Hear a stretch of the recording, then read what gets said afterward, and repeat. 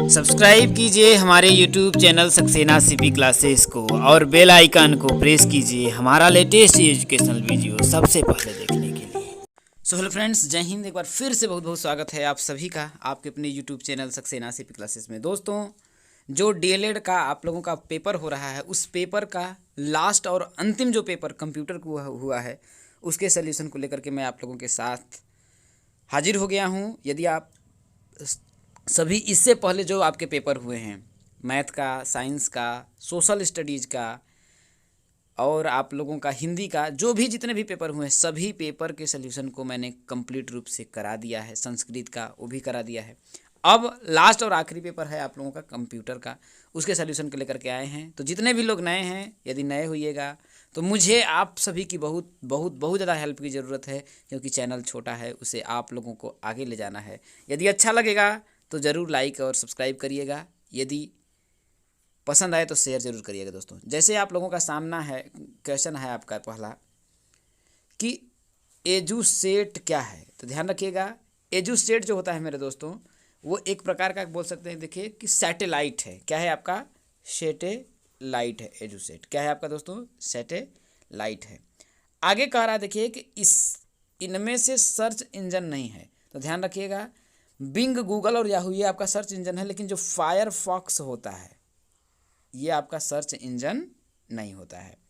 चलिए दोस्तों, आगे आपका क्वेश्चन आ जाता है, क्वेश्चन नंबर 3 कि विकीपीडिया है। तो विकीपीडिया जो हो जाता है आपका, देखिए इंसाइक्लोपीडिया, इसे बोलते हैं इंसाइक्लोपीडिया भी बोलते हैं। ठीक है, समझ में आप लोगों को आ गया होगा। चलिए आगे बढ़ते हैं। अगला है, देखिए DVD का विस्तृत रूप है, तो इसका फुल फॉर्म होता है, देखिए डिजिटल वर्सेटाइल डिस्क। तो आपका कौन सा हो जाएगा? ऑप्शन नंबर आपका 3 हो जाएगा, डिजिटल वर्सेटाइल डिस्क हो जाएगा। चलिए आगे बढ़ते हैं। अगला जो आपका आ जाता है, देखिए अगला जो आपका क्वेश्चन है, देखिए कि CD-ROM में फाइल को कॉपी किया जाता है कहाँ पर? देखिए कि बर्निंग में। कहाँ पर किया जाता है मेरे दोस्तों? बर्निंग में CD-ROM में फाइल को कॉपी करने की जो प्रक्रिया होती है, क्या कह रहा है? देखिए कि CD-ROM में फाइल को कॉपी करने की जो प्रक्रिया होती है, उसे हम लोग क्या बोलते हैं? बर्निंग कहते हैं। तो 5 आपके बहुविकल्पी प्रश्न हो गए। इनमें से आपका कितना सही है ज़रूर बताइएगा।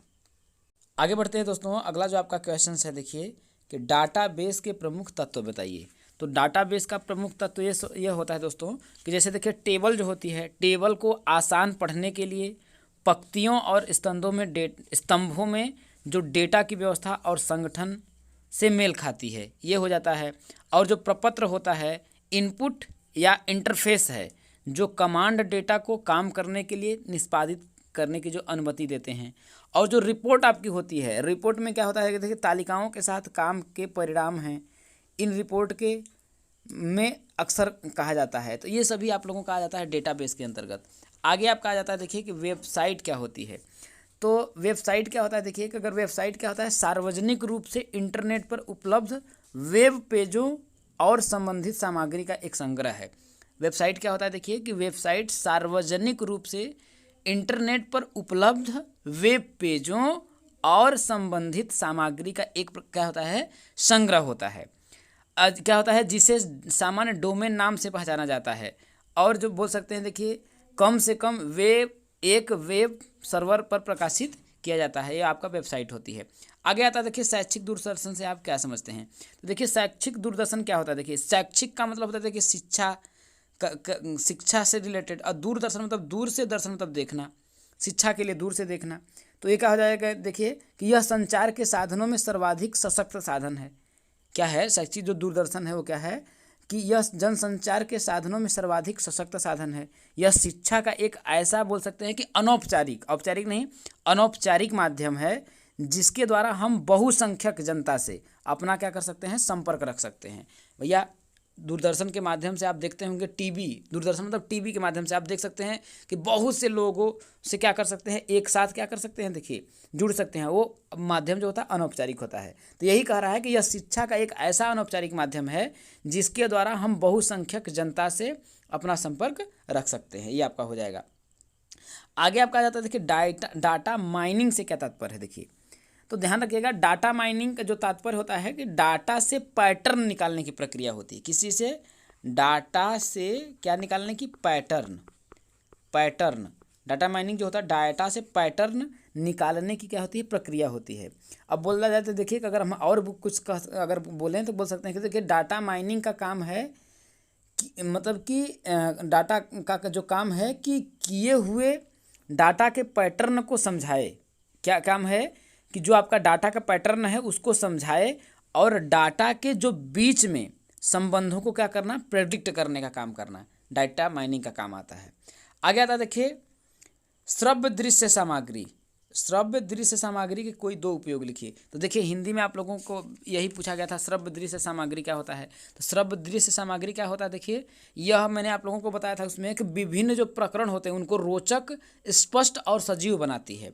कोई भी भाई श्रव्य दृश्य का मतलब क्या हो, श्रव्य मतलब सुनाई भी दे और दिखाई भी दे। जैसे अगर आप मूवी देखते हैं तो उसमें जो चीज़ें होती हैं वो आपको क्या करती हैं, जैसे आपको पढ़ने में उतना मज़ा नहीं आता है लेकिन आपको टीवी देखने में, पिक्चर देखने में मज़ा क्यों आता है, क्योंकि वो क्या करती हैं, जो भी प्रकरण होता है उसको रोचक, स्पष्ट और क्या करती है, सजीव बनाती हैं। और अगर मैं बोलूँ तो इसमें जो आपकी ज्ञानेंद्रियाँ होती हैं वो क्या होती, प्रभावित होकर पढ़ाया गया जो पाठ है उसको स्थायी बनाने में सहायता प्रदान करती हैं। और अगर ये बोला जाए कि श्रव्य दृश्य जो होता है सामग्री के प्रयोग से शिक्षण क्या हो जाता है, बहुत ज़्यादा आनंददायक हो जाता है। जैसे अगर मैं आपको बोलूँ, जैसे कोई क्रिकेट का मैच हो रहा है, समझिएगा क्रिकेट का अगर आपका मैच हो रहा है, अगर सिर्फ कहा जाए कि आपका सुन करके जितना मज़ा आएगा, देखिए सुने भी और देखें भी तब ज़्यादा मज़ा आएगा कि सिर्फ सुने तब मज़ा आएगा, तो आप कहेंगे देखें तब। अब आगे आ जाता है देखिए आपका क्वेश्चन नंबर जो आपका था 11 कि जॉब पोर्टल क्या होते हैं। क्या दोस्तों, जॉब पोर्टल क्या होते हैं। देखिए जॉब पोर्टल का मतलब ये होता है, देखिए कि जॉब खोजने का एक प्रकार से मतलब बोल सकते हैं। देखिए बोल सकते हैं कि देखिए कि जॉब पोर्टल क्या होता है। देखिए कि जॉब अगर आप खोजना चाहते हैं तो जॉब पोर्टल पे जाएंगे तो बोल सकते हैं एक तरीके से कि आप बोल सकते हैं कि जॉब पोर्टल में रोजगार के लिए सीधे अनुरोध होते हैं, मतलब या फिर बोल सकते हैं कि ऐसी वेबसाइट जो नौकरी खोजने में सुझाव देती हैं। जॉब पोर्टल मतलब ऐसी वेबसाइट जो नौकरी खोजने में क्या करती हैं, सुझाव देती हैं, वो क्या होता है, जॉब पोर्टल होते हैं। यही सब है आपका। आगे आप बताते हैं आपका लघु उत्तरीय प्रश्न कि पावर पॉइंट प्रेजेंटेशन के प्रमुख अवयवों की समीक्षा करिए। तो पावर पॉइंट क्या होता है, देखिए पावर पॉइंट जो होता है उसके द्वारा, देखिए ये आपका फर्स्ट सेमेस्टर में भी ये क्वेश्चन एक प्रकार से अगर देखा जाए तो पूछा गया था कि पावर पॉइंट के बारे में आपको बताना था। तो पावर पॉइंट के द्वारा क्या होता है, विभिन्न सभाओं और प्रशिक्षणों आदि में प्रस्तुत करने के लिए सामग्री तैयार की जाती है। जैसे स्लाइड आदमी तैयार करता है तो इसका जो आपका अवयव हो जाता है, देखिए एक आपका स्लाइड होता है। तो स्लाइड क्या होता है, देखिए स्लाइड प्रस्तुतिकरण में उपयोग की जाने वाले पृष्ठ होते हैं। इसके बाद आता है हैंड आउट्स।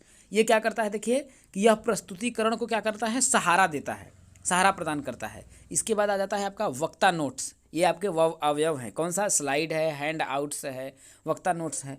और वह वक्ता नोट्स क्या होता है, देखिए कि प्रस्तुतिकरण क्या होता है। देखिए इसमें तीन आपका होता है। देखिए एक स्लाइड होता है और दूसरा होता है हैंड आउट्स और आपका होता है देखिए वक्ता नोट्स होता है।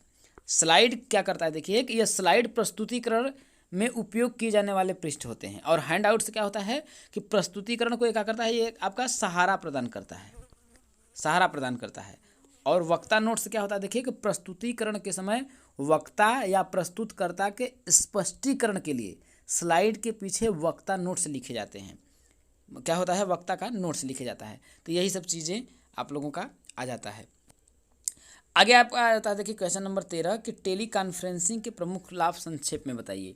तो टेली कॉन्फ्रेंसिंग क्या होता है, देखिए अगर मैं बोली, देखिए कि यह बोला जाता है टेली कॉन्फ्रेंसिंग क्या होता है, एक प्रकार का बोल सकते हैं कि इलेक्ट्रॉनिक माध्यम होता है जो क्या होता है, देखिए 3 या 4 व्यक्तियों के मध्य 2 या 2 से अधिक स्थानों से विषय वस्तु के वार्तालाप में भाग ले सकते हैं वालों के बीच सूचनाओं को देती है तथा प्राप्त करती है। कहने मतलब देखिए टेली कॉन्फ्रेंसिंग के माध्यम से, जैसे मैं यहाँ बैठा हूँ, कोई यहाँ पर बैठा है, कोई यहाँ पर बैठा है, दूर दराज से भी 3 से 4 व्यक्ति क्या करते हैं, मध्य में क्या कर सकते हैं, एक स्थान से मतलब क्या कर सकते हैं, एक दूसरे से वार्तालाप में क्या कर सकते हैं, भाग ले सकते हैं। और उनसे जो भी सूचनाएं होती हैं उन सूचनाओं को क्या करते हैं, ये दे सकते हैं या प्राप्त कर सकते हैं। कोई मुंबई है, कोई गुजरात है, कोई हैदराबाद है, तो भाई यही आपका टेली होती है। आगे देखिए आपका क्या आ जाता है, देखिए आगे है आपका देखिए कि शैक्षिक तकनीकी का विकास अधिगम प्रक्रिया में क्या उपयोग है। तो इसको आप मतलब कि भाषा के गेम अपने तरीके से आप बना करके लिख सकते थे। दूरस्थ शिक्षा की प्रमुख 3 सीमाओं का संक्षिप्त में वर्णन कीजिए। तो दूरस्थ शिक्षा क्या होती है? दूर बैठ करके ज्ञान प्राप्त करना, जहाँ पर मतलब शिक्षक और मतलब जो शिक्षार्थी होते हैं एक पास नहीं होते हैं। तो इनके बारे में आप अच्छे से लिख सकते थे। आगे आता है देखिए 16 क्वेश्चन कि वेब पोर्टल क्या है, इसकी उपयोगिता क्या है। तो वेब पोर्टल क्या होता है देखिए, अगर देखा बोला जाए तो देखिए दरअसल यह एक प्रकार का वेबसाइट होता है। क्या होता है मेरे दोस्तों? यह एक मतलब कि एक प्रकार का बोल सकते हैं तो वेबसाइट ही है होता है। और अगर मैं बात करूं देखिए कि वेब जो होता है कि पोर्टल इंटरनेट और विश्वव्यापी वेब के संदर्भ में जाल स्थलों के समूह को कहा जाता है। क्या कहता है वेब पोर्टल? अगर मैं कहा जाऊँ तो वेब पोर्टल जो होता है इंटरनेट और विश्वव्यापी वेब के संदर्भ में जाल स्थलों के समूह को कहा जाता है। और अगर मैं बात बोलूँ तो देखिए, अगर मैं कहूँगा पोर्टल, तो पोर्टल का जो शाब्दिक अर्थ होता है, इसका शाब्दिक अर्थ होता है प्रवेश द्वार। क्या होता है देखिए? प्रवेश द्वार होता है। किसका? पोर्टल का शाब्दिक अर्थ होता है प्रवेश द्वार। तो अब देख सकते हैं एक पोर्टल में वास्तव में जैसे बोला जाए तो स्वयं भी एक जाल स्थल होता है। अगर एक पोर्टल होता है उसमें एक मतलब नहीं, एक बोल सकते हैं कि स्वयं भी एक जाल स्थल होता है, जिससे क्या होता है दूसरे कई अन्य संबंधित जाल स्थलों पर पहुंचा जा सकता है। अगर देखिए मोटे तौर पर अगर मैं बोलूं तो वेब पोर्टल जो होता है उपयोक्ताओं को आधारभूत जानकारी उपलब्ध कराता है। अगर एक लाइन में अगर आप बोलना चाहें पोर्टल के बारे में तो ये आप बोल सकते हैं कि वेब पोर्टल जो होता है उपयोक्ताओं को आधारभूत जानकारी प्राप्त करने का तरीका होता है। बस इतना आप बोल दीजिए। आगे आपका आ जाता है देखिए मुक्त शैक्षिक संसाधन। क्या देखिए? मुक्त शैक्षिक संसाधन। तो ये आपका क्या होता है देखिए मुक्त शैक्षिक देखिए वेब पोर्टल के बारे में अगर आप और जानना चाहें देखिए तो वेब पोर्टल में अगर मैं आपको ये बोलूँ तो थोड़ा सा और आप लोगों को जानकारी दे देते हैं वेब पोर्टल के बारे में कि देखिए अगर मैं बोलूँ तो देखिए कि यह एक प्रकार का वेबसाइट ही है जहाँ अलग अलग सोर्स से क्या करते हैं देखिए कि एक प्रकार का ये वेबसाइट ही है, लेकिन जहाँ अलग अलग सोर्स से कई मतलब बोल सकते हैं कई सारी जो सूचनाएं हैं उनको एकत्रित करके एक सिंगल प्लेटफॉर्म पर उपलब्ध कराया जाता है। और क्या होता है देखिए, लेकिन इसे एक्सेस करने के लिए यूजर को लॉगिन करना पड़ता है। तो वही आपका वेब पोर्टल होता है। तो वेब पोर्टल के बारे में क्या बोल सकते हैं कि यह एक प्रकार की वेबसाइट होती है जहां अलग अलग सोर्स से कई बहुत सारी। अब जैसे दोस्तों अगला जो है आपका देखिए क्वेश्चन नंबर कि मुक्त शैक्षिक संसाधन क्या होते हैं समझाइए। थोड़ा किसी का फोन आ गया था जिससे डिस्टर्ब हो गए। ये क्या है देखिए आपका देखिए कि मुक्त शैक्षिक साधन क्या होता है देखिए कि उन शैक्षिक साधनों को कहते हैं जो निर्बाध रूप से प्राप्त किए जा सकते हैं। इसके अंतर्गत आपका अध्ययन आता है, अध्यापन मतलब बोल सकते हैं देखिए मुक्त शैक्षिक साधन क्या होता है, उन शैक्षिक साधनों को कहते हैं जो निर्बाध रूप से क्या किए थे प्राप्त किए जा सकते हैं। जैसे देखिए इसके अंतर्गत आपका अध्ययन आता है, अध्यापन आता है, अनुसंधान आदि के लिए उपयोगी जैसे लाइसेंस मुक्त टेक्स्ट आता है, मीडिया आता है और अन्य डिजिटल वस्तुएं आती हैं। तो वही होता है मुक्त शैक्षिक संसाधन। आगे आपका आ जाता है देखिए कि ई पुस्तक क्या है, इसके लाभ बताइए। तो ई पुस्तक क्या होता है देखिए कि रेडियो आदि के माध्यम से कई प्रकार की सूचनाएं तथा विभिन्न क्षेत्रों का ज्ञान प्राप्त करना। क्या होता है देखिए कि ई पुस्तक के जो होता है रेडियो आदि के माध्यम से कई प्रकार की सूचनाएं तथा विभिन्न क्षेत्रों का ज्ञान प्राप्त करना।